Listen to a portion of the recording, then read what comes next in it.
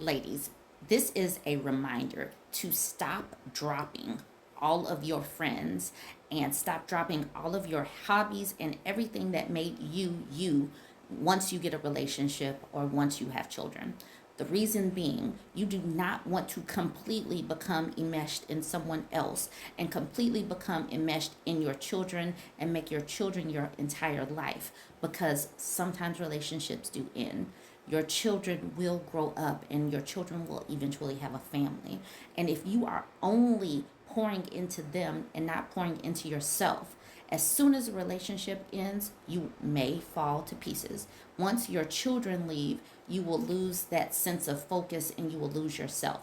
This next video that I'm about to show you is this woman, and her message is phenomenal. Her name is Tony Hits Different, and what I really want you to hear is the perspective of what it means to have watered your relationships and your friendships, and how that comes back to you on the back end, even if you haven't been watering them the whole time, because sometimes we all do get busy. So please listen to this video. It definitely touched my spirit. Hopefully it will touch yours. Y'all chime in and tell me what you think. This comment was left on a video where I talked about who gets the visitors in the nursing home. And I said women who stayed single, didn't get married, and didn't have any kids get the most visitors. And that seems counterintuitive because you would think that a woman with a large family would get a lot of visitors. But this is not true, and I'll explain why I think this is. Basically, there's two reasons for this. The first reason is just time and energy. Women who are single, never been married, never had kids, they spend their time and their energy cultivating deep, meaningful relationships with a lot of women. They build up a social support network for themselves.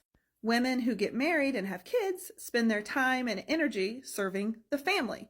Now, they might develop one or two close friendships, but for the most part, they don't.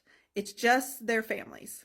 The second reason is about reciprocity and the kind of relationships these two types of women have.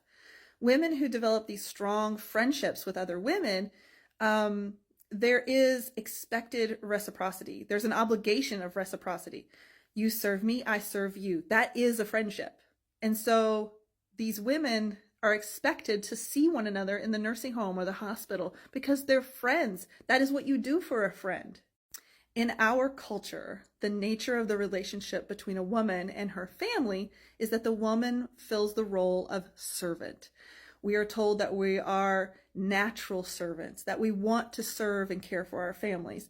And there is no expectation or obligation for reciprocity. So when a woman gets to the point where she goes to a nursing home, she has already fulfilled her role as the family's servant.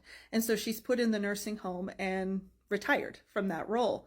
And since she's no longer filling that role, she is no longer participating in the family dynamic, resulting in her often being forgotten. They continue on participating in the family dynamic, doing their roles, and she is not participating because she has no part in it.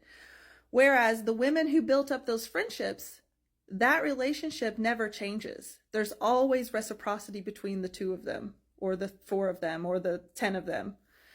But within the family, the woman has lost her place.